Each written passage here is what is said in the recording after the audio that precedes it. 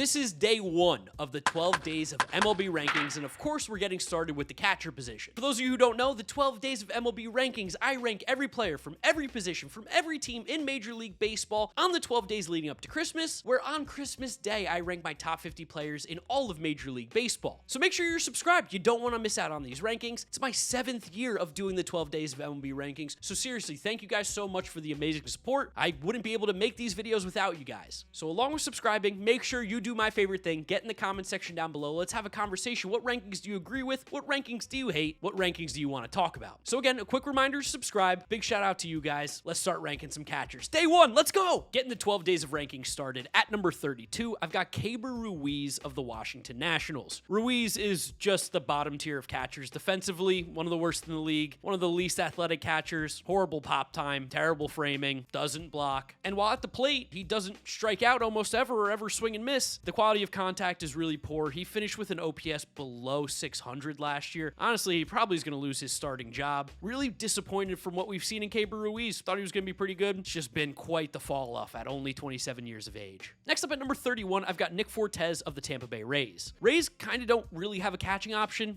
Fortes is their guy, and while he hit better with them than he did in the Marlins in 2025, the OPS was still 655, 3 homers and about 100 plate appearances. The overall slash line for the season, 229 average, 296 on base, 349 slugging for a 644 OPS. Fortes definitely is better defensively. The pop time's pretty good. The framing's better than average, but at the plate, it's been years and years of below 600 OPS. That defense can't carry you that much. Getting the top 30 started at number 30, Kyle Higashioka of the Texas Rangers. Truthfully, better as a backup than a starter, but at least last year offensively, he was a league average hitter. 11 homers, 14 doubles, 47 RBIs, and on base under 300 is always rough. The OPS was below 700, but that was good enough in Texas to be a 102 OPS plus. And behind the dish, the framing's good, the rest of it's not, which is why Higashioka finds himself towards the bottom. Coming in at number 29, I've got Miami Marlins catcher Liam Hicks. Augustin Ramirez is going in DH just for clarification purposes. Liam Hicks is their catcher, and similarly, he was like a league average catcher. Relatively speaking, as a Rule 5 draft pick, this was a major success, not just for Hicks,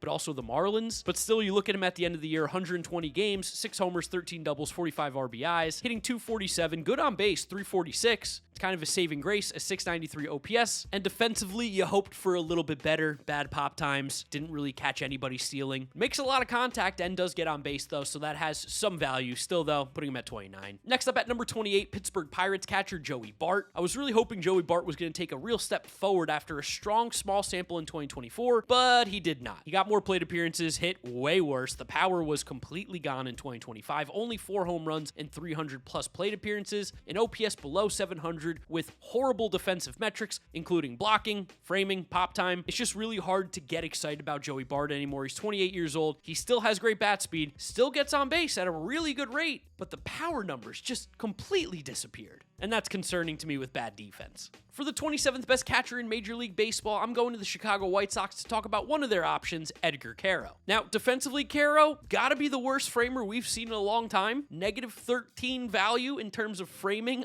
on Baseball Savant is the lowest in baseball. He's also not a great athlete. Similarly to a lot of the guys on the bottom of this list, makes a ton of contact. It's not great contact, but he does put the ball in play a ton. He's pretty patient at the plate as well. I do think offensively, we can see him be around a 700 OPS guy, but behind the dish, like if he's going to catch like this, it's going to be hard to keep him away from the bottom of these rankings moving forward. I expect more from the 22-year-old the following season. And in 400 plate appearances, 5 home runs, 333 on base, 268 average, 689 OPS. Could have been worse. Just missing out on the top 25 at number 26, I've got Pedro Pages of the St. Louis Cardinals. It says Pages on Baseball Reference. I would have guessed Pages, but it's Pages. With Pages, you are getting elite defense. Framing was one of the best in baseball. Pop time was above average. Caught stealing was above average.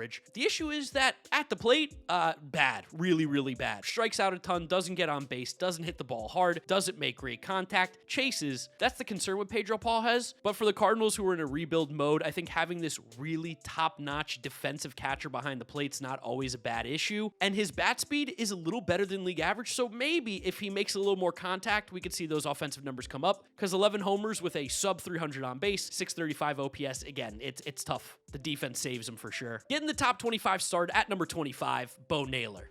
Man, I'm so disappointed in Bo Naylor. Started pulling the ball a ton last year, didn't really help at all. The batting average was down. The on-base and slug was up, but still a 661 OPS is just not really going to cut it. Behind the plate, he's totally fine. Like, not a great framer, but he is pretty athletic, so he moves well behind the dish. Does walk, which is good, but the bat-to-ball skills are just not at a level right now where you feel confident in him being your everyday catcher, hence why he still kind of splits time with Austin Hedges. I'm not ranking Austin Hedges, guys. I'm not doing it. He's coming as the worst. So Bo Naylor's still young. There's still hope, but this version of him, top 25 catcher. Next up at number 24, I've got Freddie Fermin of the San Diego Padres. Fermin, similarly, defense-first guy. He was one of the best catchers at throwing out runners in baseball last year. Has an elite pop time, but as you know, at the plate, there's not much going on there. Another sub 300 on base guy with a high average, so he doesn't walk. He also doesn't strike out. Doesn't really feel like San Diego is the greatest fit for him in terms of his offensive game, but defensively, he is phenomenal. More of a guy that you'd want as a backup catcher, but truthfully, there aren't 27 really good starting catchers in baseball, so Fermin does find himself a little bit further down on the list. 636 OPS, good defense. You can see kind of the theme down here. He's a singles hitter. Without a doubt, one of the most disappointing catchers of the 2025 season, Logan O'Hoppe finds himself at number 23 this year. Defensively, I mean, gotta be the worst defensive catcher in baseball, or at least close to it. The numbers are shockingly bad. And at the plate, while he does have big power potential, he does not make nearly enough contact, doesn't make the swing decisions, and yet still, I can't really fully give up on him yet because he's 25. There's a way where Logan O'Hoppe goes back to being an exciting younger player, but this version of him is terrifying. A 258 on base with a 629 OPS and the worst defense behind the plate in the league. I think I might even be nice putting him at number 23. It's just,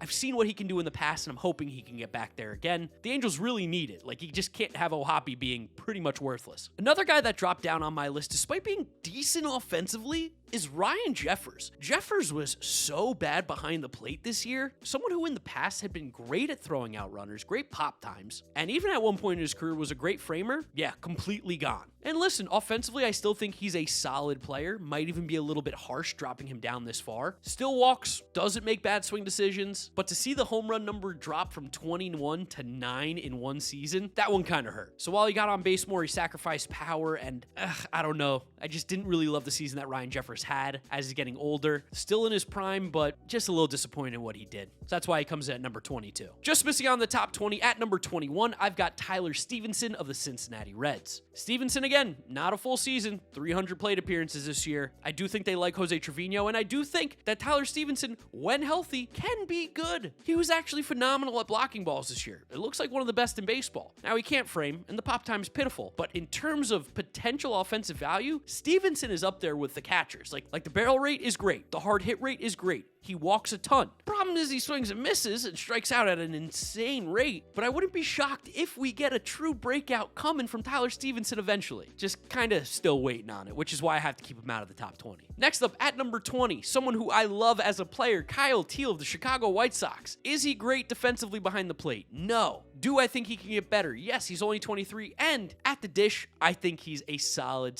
player. Teel last season played in 78 games, hit 8 homers, 11 doubles, 35 RBIs, hit 273 with a 375 on base, 411 slug for a 786 OPS plus at 121. I start to see those numbers. You're 20% better than league average at the plate. Like, your defense is going to matter, but it's not going to put you outside the top 20, which is why Kyle Teel gets here at number 20. The offense alone can carry him to being a valuable catcher in the league. Coming in as the 19th best catcher in Major League Baseball, big drop from last year, Yainer Diaz. Simply put, he has to make better swing decisions. He has to be more patient because the chase rate's insane. The walk rate is abysmal. He hit 256 with a 284 on base. Still hit 20 homers, but the defensive numbers also took a step back. This is a classic overreact to a one bad season for Yainer, but seeing that we've seen the OPS drop from 2023 to 2024 and now in 2025 be 701, I did have to drop him down a bit, especially because there were some catchers that had some good seasons, and he just doesn't have the defensive resume to make you believe that if the bat's not there, he's going to bring value with the glove. So Yainer, I think there's a world where he gets back to his shine, but right now I did drop him down quite a bit to 19. Another big drop. At number 18, Austin Wells of the New York Yankees. While Wells hit a ton of home runs last year, 21 home runs, again, an on-base percentage below 300 is just, it's rough. He was one of the best framers in baseball, but when ABS gets fully instituted, he's going to become an average defensive catcher. And the metrics on the backside don't look great, along with the fact that 275 on base percentage, just don't throw him strikes. I love when he makes contact. It's just he doesn't make contact that often, and he wasn't walking.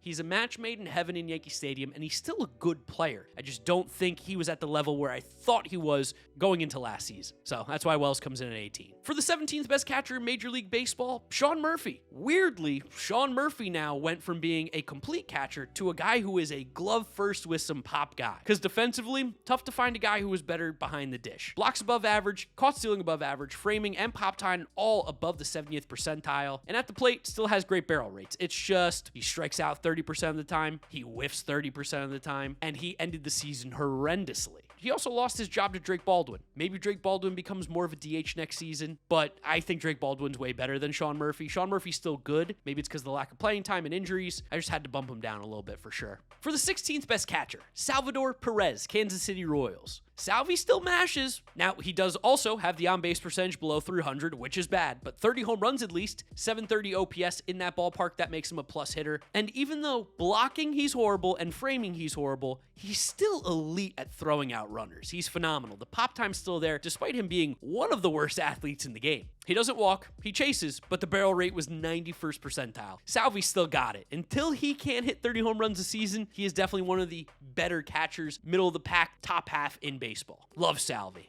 Even if he got a World Series MVP against my Mets. Love Salvi. Getting the top 15 start at number 15, I got JT Realmuto. Realmuto is, I think, undervalued right now, but he's not the same catcher he once was. Like, Realmuto is going to be 35 next season, and he's caught so many games in his career, especially with Philly. He's still about a league average bat, and he is still the best catcher, arguably, at throwing out runners on the base paths. The pop time is disgusting for that age. But as he's gotten older, the bat's become less potent, less reliable, and it's affected his numbers. He had an OPS below 700 for the first time in a while. And just projecting for next season, I can't imagine that we're going to see the bat really ever return to the elite levels that he was behind the dish at one point. He is a great catcher, would be great to play like 100 games behind the dish, not like the 130 that the Phillies had him. But tip the cap, JT Realmuto, great catcher. Mega drop, had to. Adley Rutschman, number 14. Honestly, might even be a little too nice. Adley's been really bad the last 2 years. 2024, 709 OPS and 600 plate appearances. This past year, he dealt with injury, but before that, 365 plate appearances of a 673 OPS. He's not getting on base anymore like he used to. He's not hitting for good average. He doesn't have the pop. Adley is a shell of the player he once was. Maybe he'll figure it out. He still is only 27, going to be 28 years old. He's in his prime. But to see 1,000 plate appearances in a row of like 700 OPS with okay defense, I just can't put Adley in that same conversation. He's not top 10 anymore. He can return there with a big season. It wouldn't shock me. But 1,000 plate appearances in a row of being mid,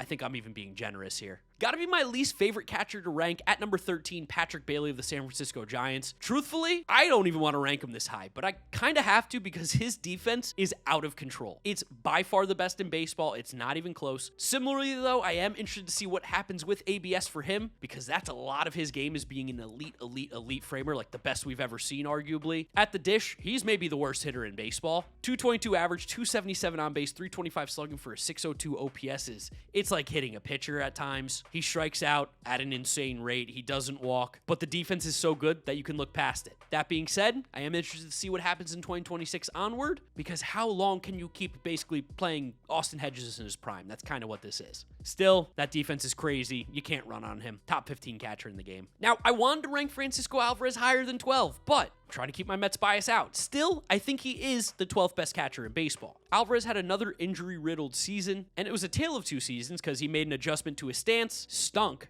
got hurt, went down to the minors, went back to his old stance, started mashing, and saved his season. Alvarez on the year ended with 11 homers, 12 doubles, 32 RBIs in 76 games, a 256 average, 339 on base, 447 slugging, for an OPS at 787, OPS plus at 122. It's really good. We've seen him be a plus masher before in the league. He has crazy power, and defensively, still pretty good behind the plate. The framing took a dip, and so did the blocks, but pop time's really good. And at 24 years old, Alvarez is still one of the more exciting catchers in baseball, but trying to be less biased this year. Just missing on the top 10 at number 11, I've got Carlos Narvaez of the Boston Red Sox. I really like Narvaez. It's crazy the Red Sox got this guy basically for free. Now, the bat was a bit all over the place, and I don't know how reliable it's going to be. That being said, I do think calling him a league average hitter, we're going to feel pretty safe doing that in Boston. 15 home runs, 306 on base, 725 OPS on the season, and defensively, Narvaez is great.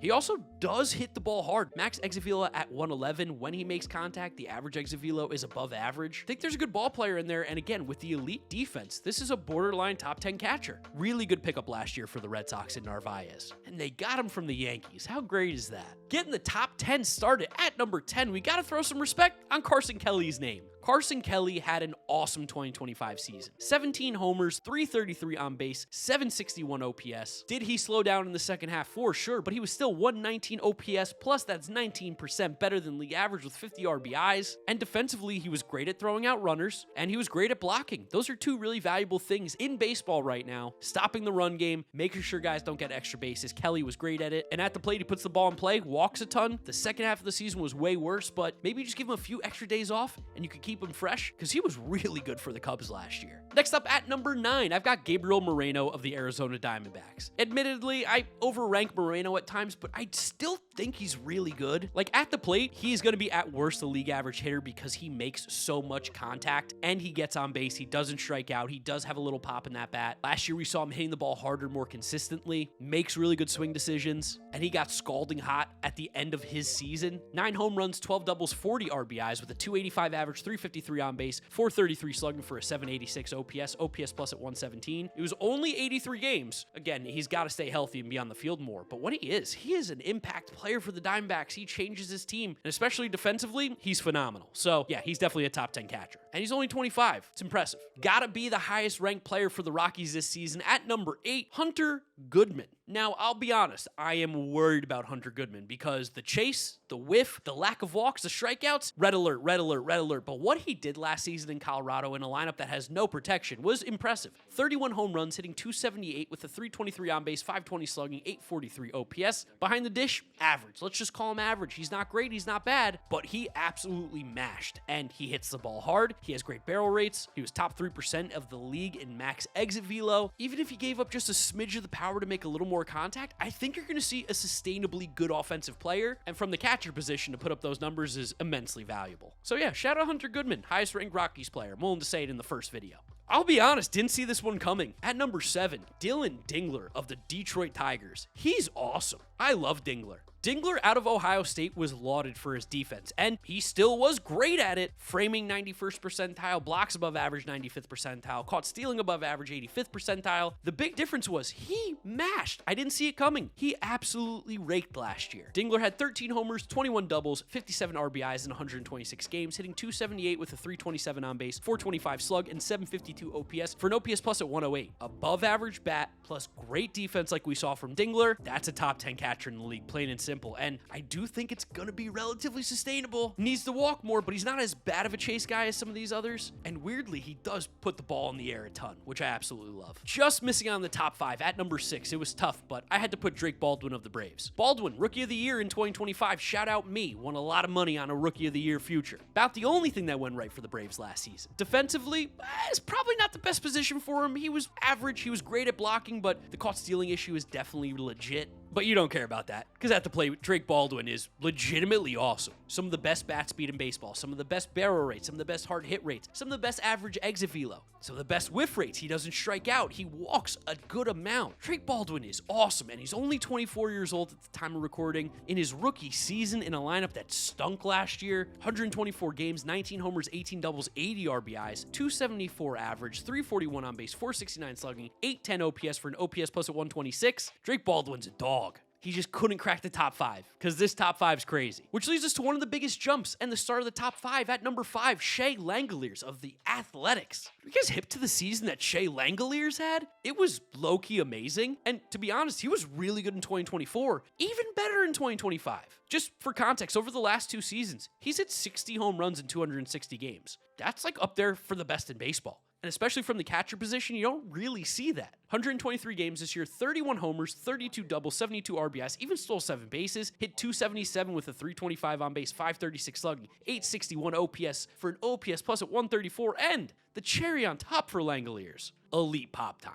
He didn't have great caught stealing above average numbers or framing, but the pop time is 91st percentile. They're stealing on the pitcher. He's a great athlete who mashes. That's a top 5 catcher to me. I love Shea Langoliers. Athletics did it again. Down a few spots this year, but still one of the best catchers in baseball. At number 4, I've got William Contreras. Now, Contreras dealt with an injury early on in the season that did really hamper his production, especially in the power department, but by the end of the season, he was phenomenal. And if you look at his splits, first half of the year, 699 OPS, second half of the year, 833, 11 home runs in 60 games as opposed to 6 in 90. Clearly, he was playing through something. William Contreras really did have a nice season again, just not the levels that he was when I considered him the best catcher in baseball. Obviously, still gets on base a ton, doesn't strike out, hits the ball hard, all the stuff you like, and he is a good defensive catcher. Overall, slash line to end the season, 150 games, 17 homers, 28 doubles, 76 RBIs with 6 stolen bases, hit 260 with the 355 on base, 399 slug, 754 OPS for an OPS plus at 111. By far the lowest of his career. Again, I'm not going to penalize him too much because really since 2022, he's been one of the best hitting catchers in baseball. The biggest jump of the entire video, at number 3, Alejandro Kirk coming up 16 spots. I didn't respect Kirk enough. Kirk is a damn good ball player, and I'll be the first to admit it. I saw the decline in his bat the previous couple seasons, and I was worried. But then you dive a little bit under the hood, and defensively, he's incredible. He blocks everything, he frames everything, he's got league average pop times. That's awesome. And then at the plate, he just mashed this year. He really did. The barrel rates are league average, which is perfectly fine for him because he makes elite contact. Struck out 11% of the time last year. Walks nearly 10% of the time. Doesn't whiff. Squares up the baseball. Good exit velos. Alejandro Kirk's just a good ball player. Is he 5'8" and 300 pounds? Probably. Could I beat him in a race? For sure. Does that matter? No. He's a big reason why the Blue Jays made the World Series. He's a really good ball player, third best catcher in baseball. Because just slightly better, coming in at the number 2 spot, of course, we have the Los Angeles Dodgers catcher, Will Smith. It's a shame that he's not the best catcher in baseball because the guy above him is just insane. And I truly think it makes Will Smith like one of the more underrated players in the league. Like you guys probably know now, but before the World Series and the playoffs, did you know Will Smith had a 901 OPS, had a 400 on base percentage, in 110 games, 17 homers, 20 doubles, 61 RBIs, again, 296 average, 404 on base is crazy, 901 OPS for an OPS plus at 152, and behind the dish, he's elite at throwing out runners. That's all I care about when you hit like Will Smith. Despite having horrible bat speed, great barrel rates, good exit velos, walks a ton, Will Smith's awesome. Like this guy is just, he's so good, and he's on one of the best contracts in all of baseball. But of course, coming in at number 1, clearly the best catcher in baseball, it's Cal Raleigh. Do you guys think he should have won the MVP? Let me know in the comment section below. Again, if you just need any help, he hit 60 home runs last year as a catcher. 125 RBIs is insane. He played almost every single game in the season. 247 average, who cares? 359 on base, 589 slug for a 948 OPS, and OPS plus at 169. Get the heck out of town. Also, OPS plus 169, nice. Defensively, he's awesome at framing. He threw out base runners. I don't care about his blocking. I don't care about his strikeout rates because he gets on base, he hits home runs, and he hit 60 of them last year. Cal Raleigh is one of the better players in the league, and he's definitely the best catcher in baseball. Shout out the Mariners. Shout out Big Dumper. So there they are, my catcher rankings for the 2026 season. I'd love to know what you guys are thinking down in the comment section below. Don't forget to subscribe so you don't miss out on any of the 12 days of rankings content and anything else going on in baseball. Drop a like on the video too, and don't forget to follow me on all my social media, GiraffeNeckMarc. You can yell at me more there. Links are in the description. Thank you guys so much. You know the drill from here on out. This right here is a playlist to last year's rankings if you want to get a little refresher, see where I ranked guys last season. And this video right here will be the newest upload of the 12 days of MLB rankings. So keep an eye out for those. Click through them if you want to watch them. Thank you guys so much. I can't wait to see you tomorrow for first base rankings. See you then. Bye.